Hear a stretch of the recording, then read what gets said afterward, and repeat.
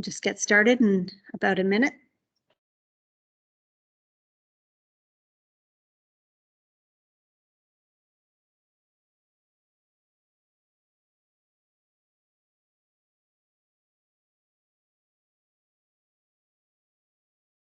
Okay.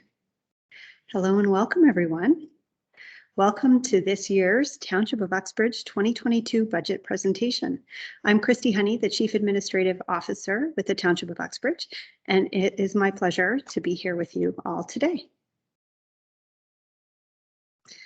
Today, we're going to be talking about the budget process, a little about our 2022-2023 strategic priorities. We're going to talk about tax allocation and spending, some of the fiscal challenges and COVID recovery. We'll talk through a little bit about our revenue estimates. We're going to talk about the asset preservation levy, proposed capital projects for next year, as well as some tax increase scenarios. There'll be time at the end for question and answer. So just a little housekeeping. If you have a question, please raise your virtual hand by using the icon provided within Teams. If you can't find that, you can unmute your line and ask the question. We ask that you stay muted and your cameras off during the course of this presentation otherwise. So the 2022-2023 budget timeline is very similar to previous years. Myself and senior leadership meet and discuss budget priorities. We gather information, and that takes us through to about September. In October, we start to define the budget timeline and prepare our first drafts. We have some internal meetings in November and then host this public open house, which we're hosting today now, and again, a repeat of this at 7 o'clock this evening. That'll take us into December when we start to review and differentiate and deliberate the budget so that council can adopt and approve the budget in January, February. And we'll come with specific dates at the end of this presentation. Of course, the budget is prioritized based off of our strategic priorities. Our 2019 to 2022 strategic plan focuses on 5 main areas, mainly around customer service excellence towards our public, diversifying and growing our economy, our transportation initiatives, so the ability to get around efficiently across the community, engaging our community and our key stakeholders, and of course, fostering a safe and sustainable future. I'm now going to turn it over to Mayor Dave Barton so that he can walk us through how property tax is calculated. Hey, thank you very much, Christy. It's an absolute pleasure to be here. No, actually, Christy, I might need you back for my tech support. So I don't see my face on top of the slide. How do I do that? Again, Christy always sets us up with cool tech, so we'll talk a little bit about that. Folks, every property in the province of Ontario is assessed by MPAC. So it's MPAC's job to assign what our properties are worth so that your property taxes can be distributed evenly between all parties. So we take your assessed value from MPAC, and then we take our entire budget and then divide the taxes throughout the municipality evenly. And that is how we come up with our annual tax rate. Now let's go to the next one, just a second. Here we go. And this is how it's distributed from both the residential and commercial industrial standpoint. So from a residential standpoint, which is the majority of our tax base, 58% of your tax dollars go to the region of Durham, 27% come here to the municipality, and 15% go to the province to pay for education. So, you know, if you've got about a $6,000, if your taxes are the average in the municipality of Uxbridge of $6,000, only about $1,600 of that stay here in Uxbridge, and the rest go to the region. Right, so we'll go to the next slide here. I'm using a PC, which is always difficult for me. All right, let's talk about regional taxes here for a moment. And this is how they are distributed and where your money goes. So we are part of the region of Durham, and they're responsible for a significant amount of work that we do here from a municipal standpoint. The number one piece that they're responsible for is policing. So again, with that sort of $6,000 amount, just over $1,000 of that goes to just policing. And then the next largest is social services. Then we get into our roads and our bridges, and then we get into transit. So from a transit perspective, one of the things that I've been working on, I'm the vice chair of transit down at the region, is to make sure that we're getting some value for our tax dollars there.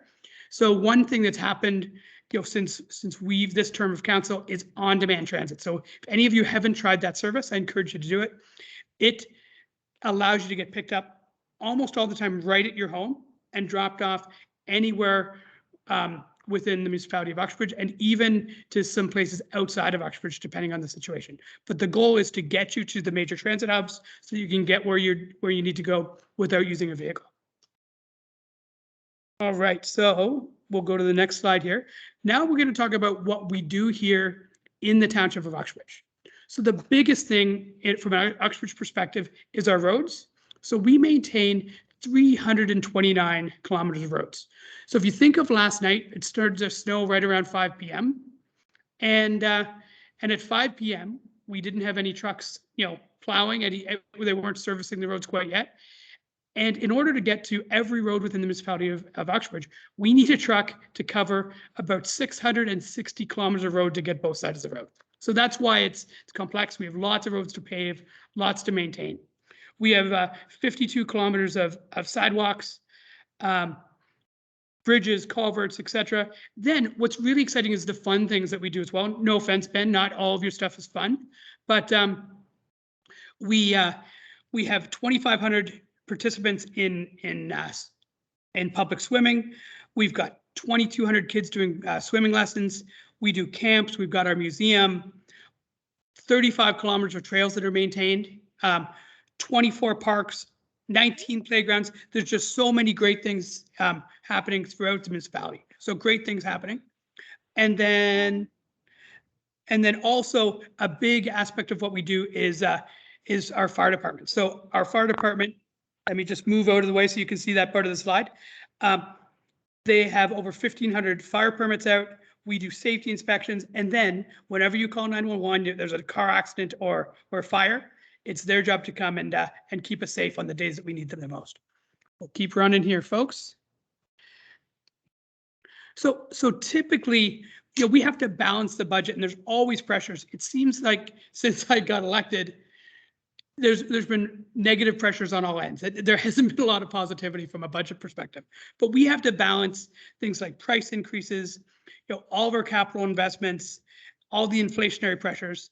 And then to add to all that complexity, then we got into COVID and all of the additional work we had to do from a COVID perspective, all of the uncertainty around COVID, which changed our revenue. So budgeting has been incredibly difficult during our time here. And I'm really proud of what we've done as a team to maintain our infrastructure while we're also running our programs.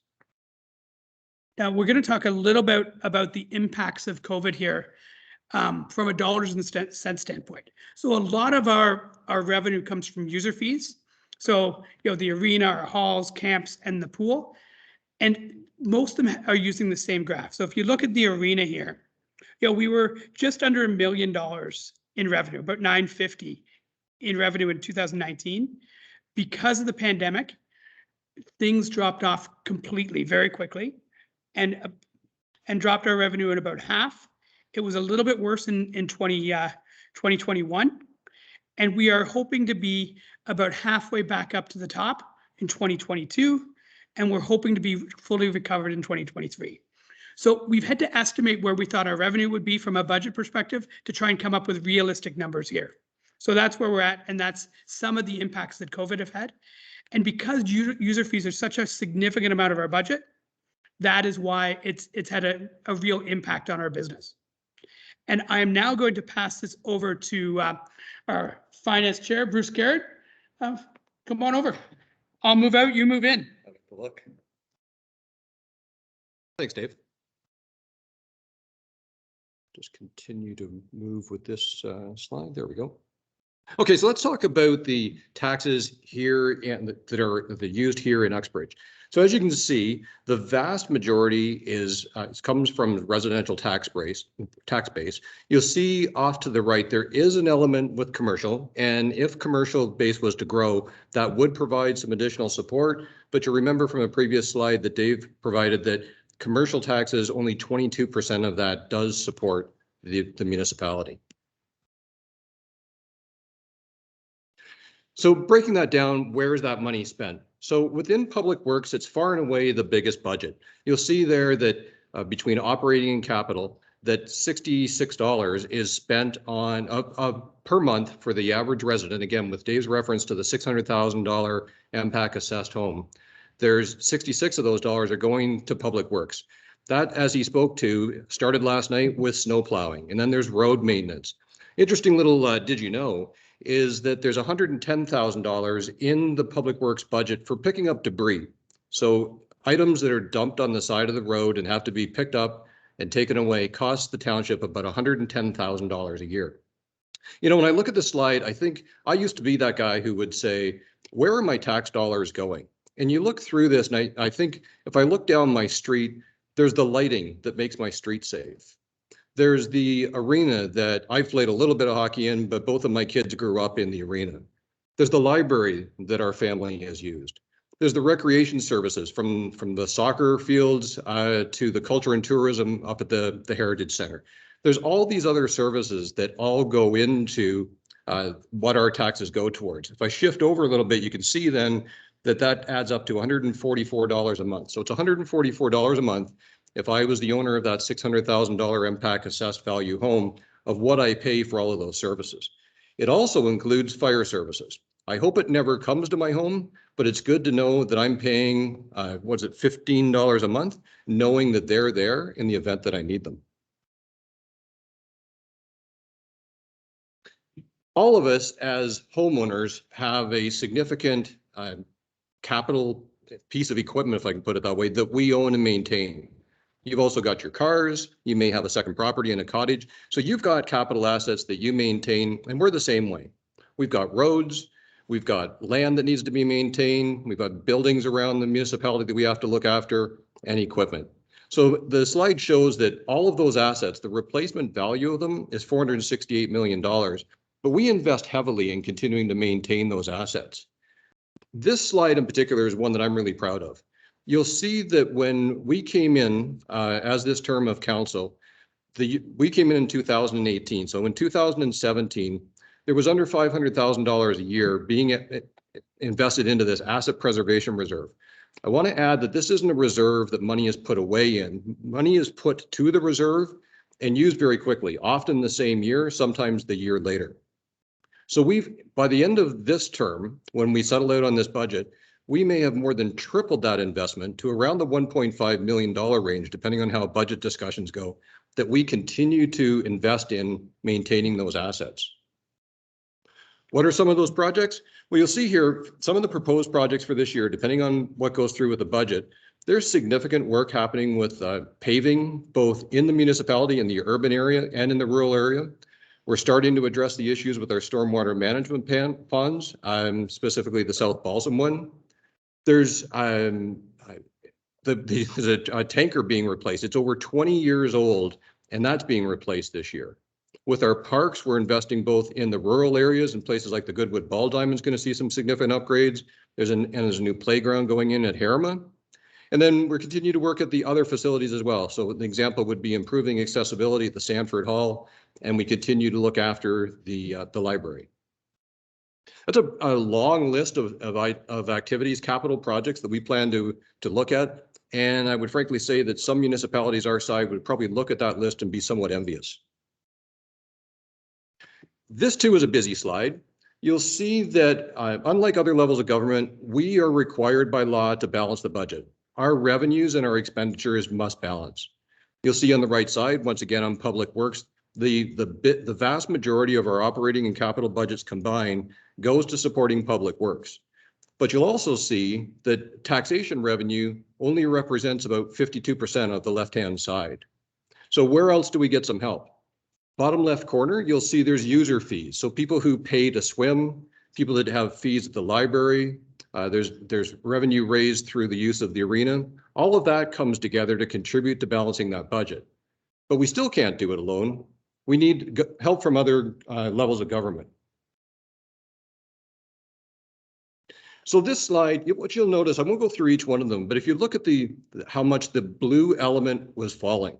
So this refers to what's called OMPF, which is Ontario Municipal Partnership Fund, and that's funding that we get to run day-to-day operations from the province.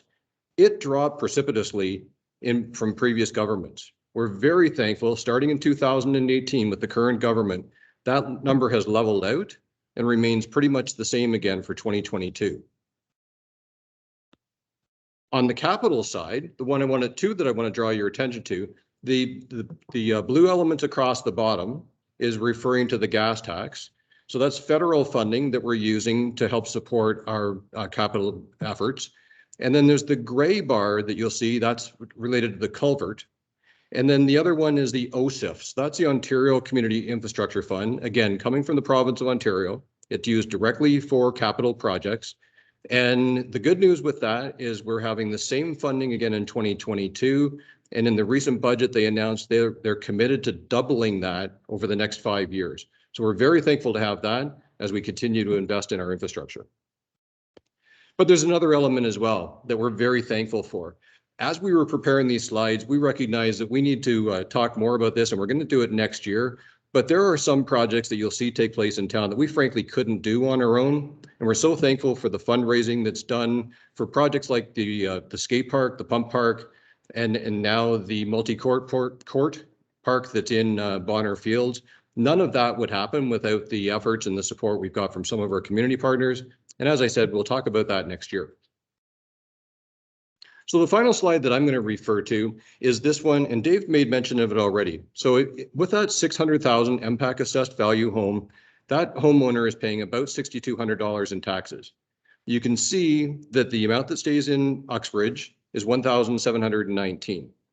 So right now we know that inflation is taking off and we're dealing with about 4.5% increase. So if I refer to that, if the tax increase after all the negotiations and discussions that Christy referred to are completed, we'd be moving to a $77 per year increase on that amount. So your taxes would increase to pretty close to $1,800. If we wanted to add extra services, we've had many calls for things like additional snow clearing. If I just slide over here, if we raised it up to 6%, we would expand our operating budget, be able to do more, but that homeowner would then be paying another $103. Many people will call for a lower increase. We could do that. We can look at what services could be reduced. And if we took it down to 3%, that homeowner would save $25. So it gives you a pretty good sense of what the impact will be at the municipal level, depending on where the decisions go as far as tax increases this year. With that, I'll hand it back over to Christy, and she'll facilitate receiving any questions that anybody might have. Thank you for your time. Thank you, Bruce. All right, we'll just open it up to questions from the press or the public.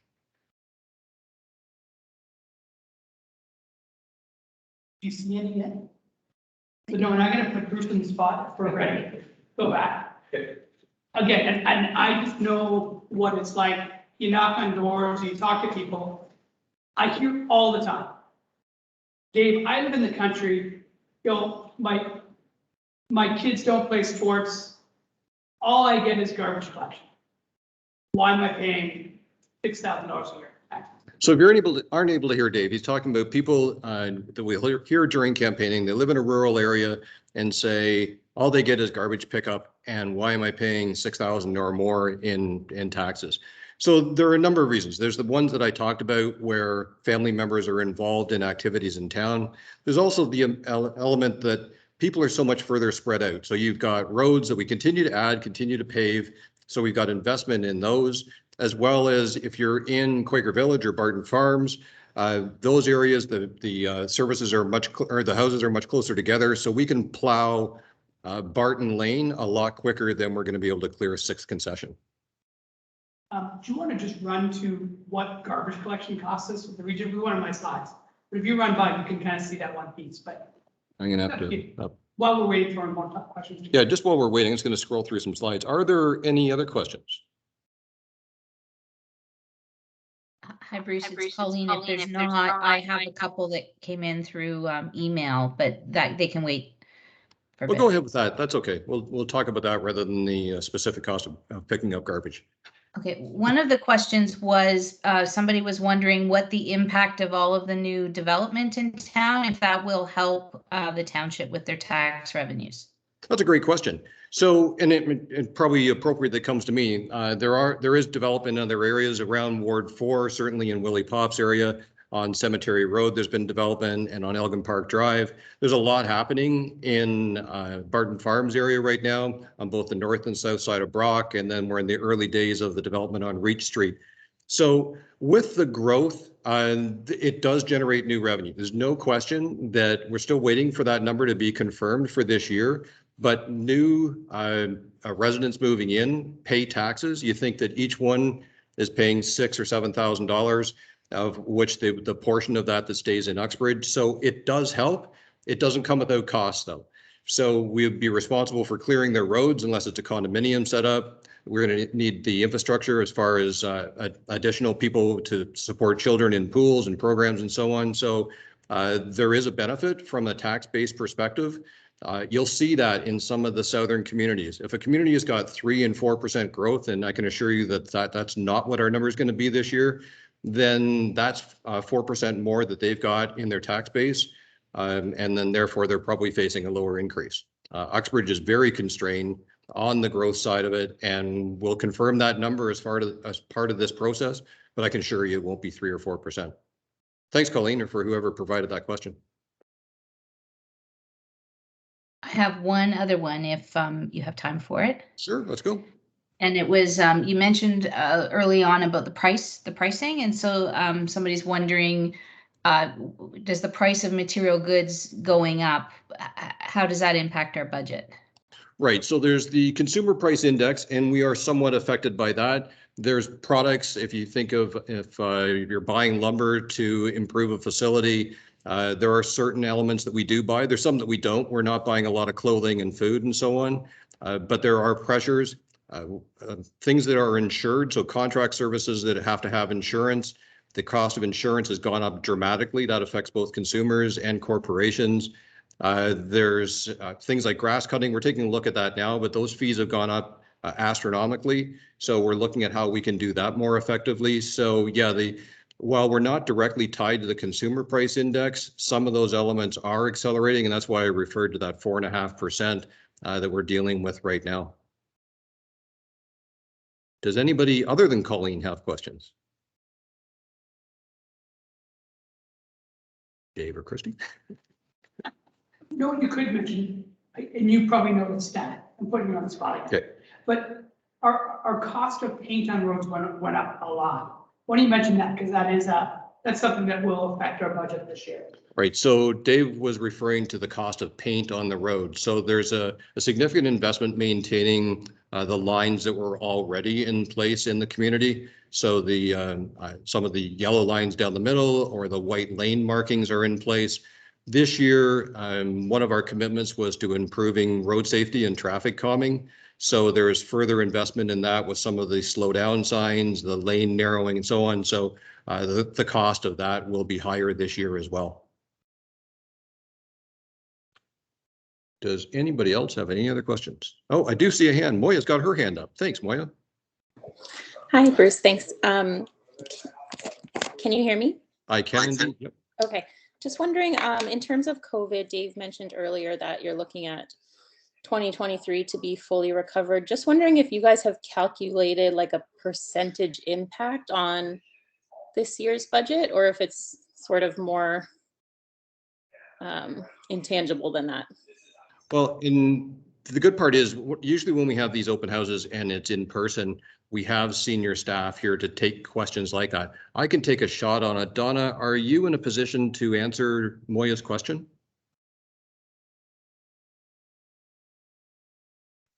Hello? Hi, Donna, we can hear you. Oh, hi. Hi, Moria.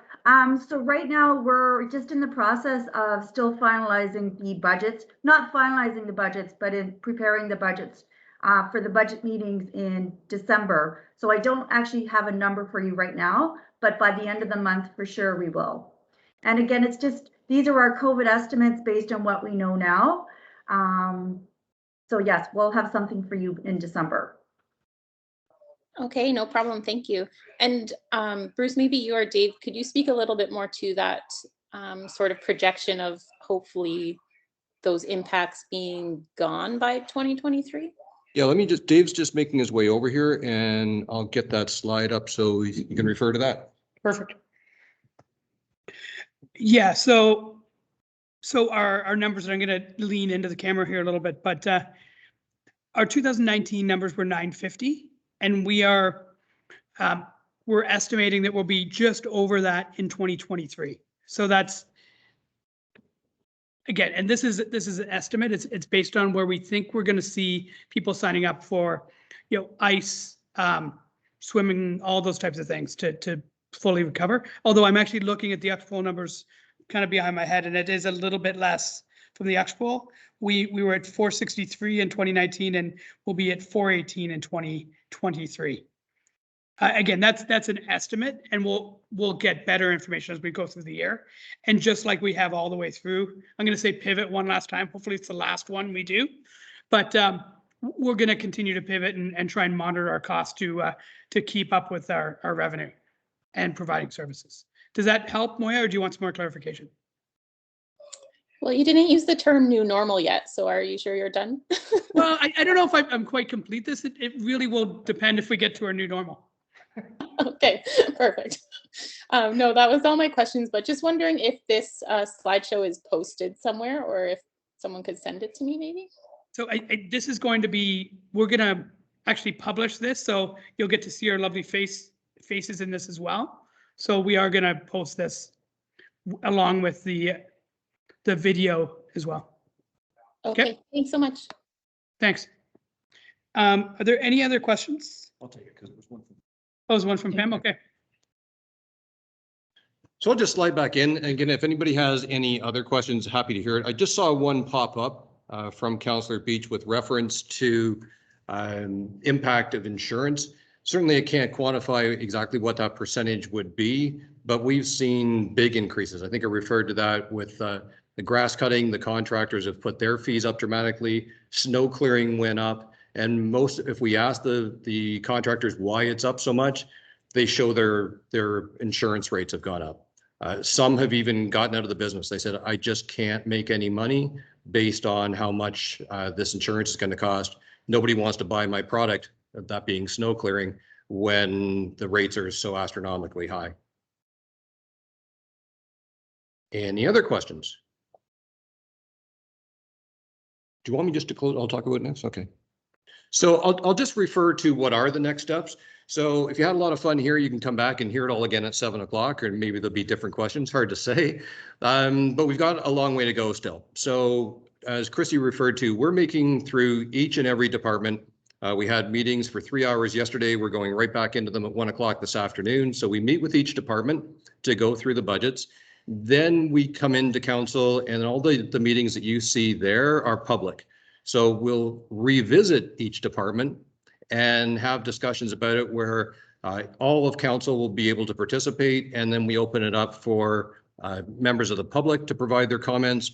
And if you've got ideas of what we should add, or if you've got ideas of what we can take out, then we are 100% okay with hearing from that. So if you then we'll move from that. That takes us through December and into January. And then in January and February, we'll take the puts and takes of all of the adds and deletions to find out where we're at. And then we make some decisions on what the final increase will be. And that would be probably early February before we get to that point. And just seeing nothing going? Yeah, nothing. Okay. Hey, Bruce, thank you very much for your leadership. My pleasure. It's best time of the year. So thank you everybody for attending. Do you want to come back and we'll just wrap it up? Okay, so just last call. If there are any other questions. Well, as we always say in council, hearing none, then thank you for your participation. and look forward to hearing from anybody who has suggestions. Have a good rest of your day.